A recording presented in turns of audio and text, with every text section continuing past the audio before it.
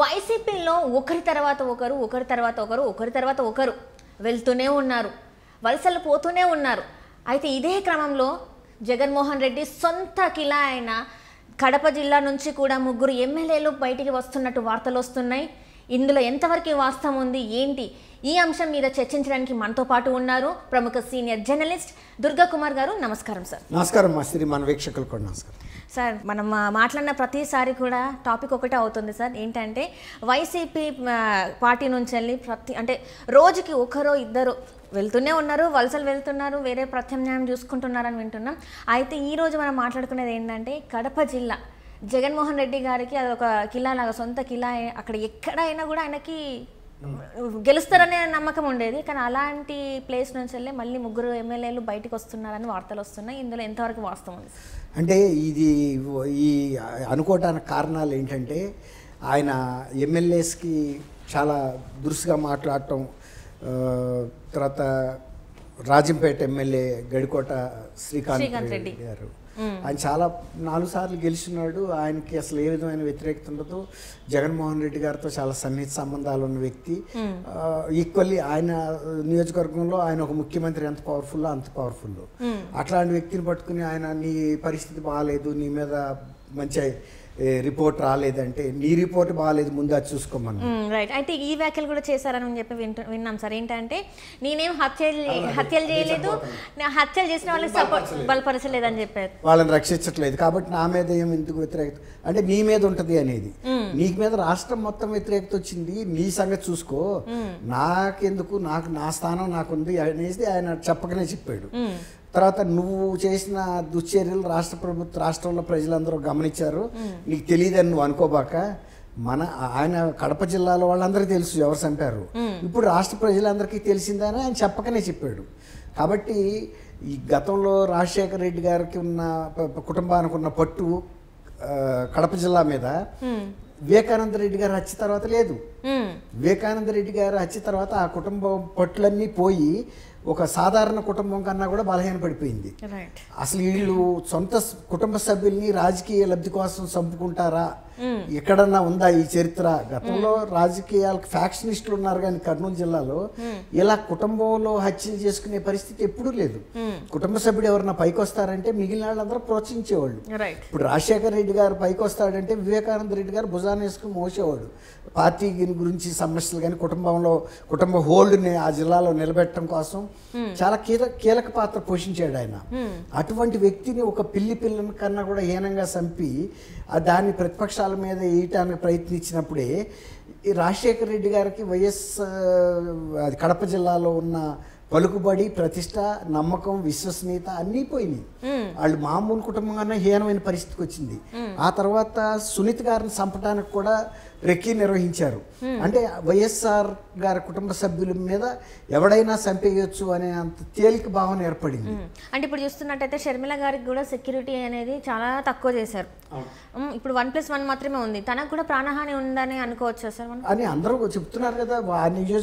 కడప జిల్లా వాళ్ళే చెబుతున్నారు. ఇతను జగన్మోహన్ రెడ్డి గారితో ఆమెకి డెఫినెట్గా ప్రాణహాని ఉంటుంది. ఎందుకంటే ఎలక్షన్లలో మనుషులను చంపి దాన్ని రాజకీయానికి ఉపయోగించుకునేటంలో జగన్మోహన్ రెడ్డి గారు నంబర్ 1. గతంలో వివేకానంద రెడ్డి గారి హత్య కూడా చంద్రబాబు గారు చేయకపోయినా చంద్రబాబు గారే చేశాడని అందరి ముందు చెప్పాడు. తర్వాత పోలీసులకు కూడా అదే చెప్పాడు కదా, అందరికీ చెప్పేశాడు బహిరంగంగా. దాన్ని బట్టి ఎప్పుడైనా సరే ఇప్పుడు ఎవరో ఒకరిని చంపి ఇప్పుడు రేపు షర్మిల గారి మీద అటాక్ చేసైనా కూడా అది ప్రతిపక్షాల మీద తొయ్యగలడు. అందరూ గతంలో విజయమ్మ గారు ఒక కొత్త కారు కొనుక్కుని కడప వెళ్తున్నప్పుడు కూడా 3 టైర్లు ఎట్ ఏ టైం బరస్ట్ అయిపోయి కూడా కొన్ని అనుమానాలకు తావిచ్చింది. అంటే బయట వాళ్ళకి కాదు, కుటుంబంలోనే అనుమానాలకు తావిచ్చింది. ఇది కుటుంబంలో మళ్ళీ ఎవరో మొదలు పెట్టారు ఈ కార్యక్రమం అని. ఎందుకంటే ఆ సానుభూతి పొంది ఎవరైతే లబ్ధి పొందుతారో అట్లాంటి వాళ్ళకి ఎవరైతే తల్లి అయినా, చెల్లి అయినా, బాబాయ్ అయినా, పిన్ని అయినా, ఎవరైనా ఒకటే. అట్లా అంత పరిస్థితి ఉంది. కాబట్టి కడప జిల్లాలో గతంలో జగన్మోహన్ రెడ్డి గారికి, రాజశేఖర రెడ్డి గారికి ఉన్నంత హోల్డ్ ఉందని ఏ ఎమ్మెల్యే కూడా ఇప్పుడు నమ్మడం. ఎందుకంటే వాళ్ళందరికీ కూడా తెలుసు. కాబట్టి ఇప్పుడు జమ్మలమడిగి ఎమ్మెల్యే కూడా వాడు పక్క చూపులు చూస్తున్నాడు అంటున్నారు. పక్క చూపులు చూస్తూ అంటే ఇప్పుడు పులివెందుల సొంత నియోజకవర్గంలో జగన్మోహన్ రెడ్డి గారిని పార్టీ కార్యకర్తలు మీటింగ్ రమ్మంటే సమీక్షా సమావేశానికి నియోజకవర్గం ఎలక్షన్ వ్యూహం గురించి మాట్లాడదామంటే మొహం తప్పించేశారు. ఎందుకంటే జగన్మోహన్ రెడ్డి గారు అంటే వాళ్ళకి విరక్తి వచ్చేసింది. పనులు చేయించాడు నియోజకవర్గంలో, కాంట్రాక్టర్లు అప్పులు చేశారు. చేసినప్పుడు వాళ్ళకి చెల్లింపులు చేయాల్సిన బాధ్యత ఎవరి మీద ఉంటుందమ్మా?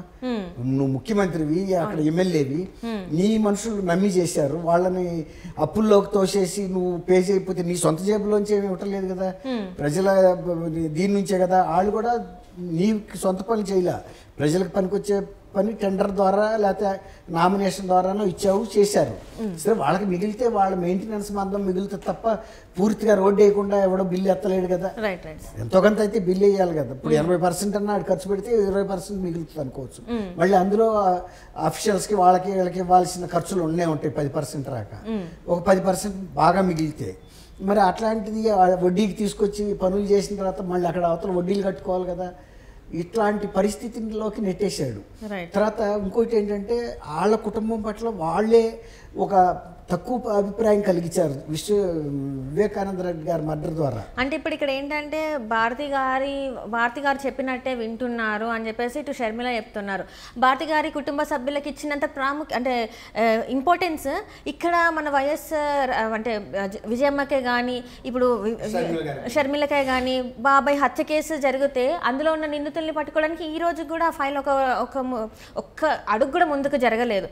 సో ఇవన్నీ చూసుకుంటే ఇటు సైడ్ ఫ్యామిలీకి చాలా తక్కువ ప్రియారిటీ ఉంది, అటు సైడ్ మాత్రం చాలా ప్రియారిటీ ఉంది. ఆమె చెప్పిన మాటలు వింటున్నట్టు కూడా మనకి వార్తలు వస్తున్నాయి. సో ఇది ఏంటంటే ఒక రకంగా చూస్తే పెళ్ళని చెప్తే వింటున్నాడు ముఖ్యమంత్రి అనేది కూడా మాటలు వస్తున్నాయి. సో ఇవన్నీ ఎట్లా చూసుకోవాలి సార్? ఇప్పుడు ఎమ్మెల్యేలే కాదు, సొంత ఇంట్లో మాటలు వినట్లేదు అంటే ఇదే కారణం అవుతుంది, భారతిరెడ్డి గారి మాటలు వినడం వల్లనే ఇదంతా జరుగుతుంది అని కూడా మనకు వార్తలు వస్తున్నాయి. ఇందులో వాస్తవం ఉందంటారా సార్? ఎందుకు వాస్తవం లేదమ్మా. ఇప్పుడు అన్ని కుటుంబాలలాగానే రాజశేఖర రెడ్డి గారి కుటుంబం కూడా ఇప్పుడు వాళ్ళు ముఖ్యమంత్రి అయినందువల్ల కుటుంబ చెల్లి కాకుండా పోదు, అన్న కాకుండా పోడు, తల్లి కొడుకు ఈ బంధాలు అయితే ఉంటాయి కదమ్మా. ఇప్పుడు ఏమవుతుందంటే మామూలు కుటుంబాల్లో ఉండంత సంబంధ బాంధవ్యాలు బాగా డబ్బు సంపాదించిన కుటుంబాల్లో ఉండవు. అక్కడ డబ్బే మాట్లాడుతుంది. సంబంధ బాంధవ్యాలు ఈ బంధుత్వాలకి విలువ ఉండదు. ఇప్పుడు రాజకీయంగా పదవుల కోసం చూసేవాడు ప్రతి అవకాశాన్ని తనకి ఎంత బెనిఫిట్ అవుతుందని ఉపయోగించుకుంటాడు. ఇప్పుడు వివేకానంద రెడ్డి గారి హత్య ఆయనకి అట్లా కలిసి వచ్చింది. వివేకానంద రెడ్డి గారిని ఎవరు చంపారనేది ఆయనకి పెద్ద ప్రాధాన్యత కాదు. ఆ హత్య తను రాజకీయంగా పైకి వెళ్ళటానికి అధికారంలో రావటానికి ఒక మెట్టులాగా ఉపయోగపడింది కదా. అట్లాగే ఇప్పుడు అంతటి తర్వాత ఆయన తర్వాత నిజంగా ఇందులో ఎవరు హత్య చేశారు మా బాబాయిని, వాళ్ళని ఉరికమ్మ ఎక్కించాలి లేకపోతే జైలుకి పంపించాలి, ఆయన పులి అని చెబుతున్నాడు కదా. మరి మామూలుగా అయితే పగబడతాడు కదా ఆయన కూడా. ఆయన జోలికి వస్తే వాళ్ళ బాబాయిని చంపితే ఎవడన్నా ఊరుకుంటాడు, ఆయన కూడా చంపిస్తాడు కదా. అట్లా మరి అది ఎందుకు చేయలేదు? దీన్ని బట్టి ఏమర్థం అవుతుంది మనకి? కుటుంబంలో ఎంత పెద్ద కుటుంబం అయినా, ఎంత అధికారంలో ఉన్న కుటుంబం అయినా సంబంధాలు అనేవి వ్యక్తిగత బంధుత్వాలు ఇవన్నీ పనిచేయవు. అధికారం ముందు, డబ్బు ముందు ఇవన్నీ కూడా దిగదుడిపే. కాబట్టి సొంత బంధువులైనా ఆయన దగ్గరికి రానివాడు, లేకపోతే నా సొంత బాబాయిని చంపారు కాబట్టి ఆ నిందితుల్ని నేను జైలుకి పంపారాక నిద్రపోనని శబ్దం చేయలేదు కదా. ఆ కేసుని ఏ విధంగా మాఫీ చేయాలనేదే ప్రయత్నం తప్ప ఇప్పుడు అట్లాంటి పరిస్థితుల్లో ఎమ్మెల్యేలు ఇవన్నీ కూడా అక్కడ కడప జిల్లా ఎమ్మెల్యేలు ముందే జరుగుతుందిగా. జగన్మోహన్ రెడ్డి గారు అంతరంగం ఏంటో వాళ్ళకి తెలుసు కదా. తర్వాత ఎవరికైనా సరే రేపు ఏమంటున్నాడు, గెలుపు గుర్రాలకే ఇస్తాను నేను సీట్లు. గెలుపు గుర్రాలంటే ఎవరు ఆ దృష్టిలో ఎవరైతే ఇష్టం లేరో వాళ్ళని బయటకు పంపిస్తాడు. ఇప్పుడు గడికోట శ్రీకాంత్ రెడ్డి లాగా ఫ్రాంక్ గా నువ్వేంటి అని ప్రశ్నించిన తర్వాత ఆయనకి ఎంతసేపు ఆయన ముందు చేతులు కట్టుకుని ఉంచోవాలి, పార్టీ టికెట్ ఇస్తే పోటీ చేయాలి, లేదు పొమ్మంటే ఇంటి ముందు ప్రెస్ కాన్ఫరెన్స్ కూడా పెట్టకుండా తలంచుకుని వెళ్ళిపోవాలి. చూస్తా నీ సంగతి అని ప్రెస్ కాన్ఫరెన్స్ పెట్టే వాళ్ళని ప్రోత్సహించాడు కదా. అట్లా తర్వాత ఇంకోటి, ఇప్పుడు నువ్వు గతంలో రాజశేఖర రెడ్డి గారు బతికుండగా వాళ్ళ తమ్ముళ్ళు ఎవరో ఇట్లాంటి హత్యకు గురేసి చనిపోలేదు కదా. అంటే అట్లాంటి నీచమైన పని ఆయన చేయడు, ఎవరిని చేయడు. అది ఎప్పుడైతే వీళ్ళ కుటుంబ నైతిక విలువలు తగ్గిపోయినాయో కుటుంబ పరువు ప్రతిష్ట కూడా జిల్లాలో తగ్గిపోయింది. సహజం అది. వాళ్ళకి తెలియని విషయాలు ఏమంటాయి, పొల్లు ఇందులో ఎవరిని అడిగినా చెప్తాడు. అది ఎమ్మెల్యేస్ కూడా అదే దాన్ని అన్వయించుకుని కొంచెం ఇంత జాగ్రత్తగా ఉండాలనే వాళ్ళ సేఫ్టీ వాళ్ళు చూసుకుంటున్నారు. Right sir, right. Thank you so much sir Durga Kumar గారు, ధన్యవాదాలు.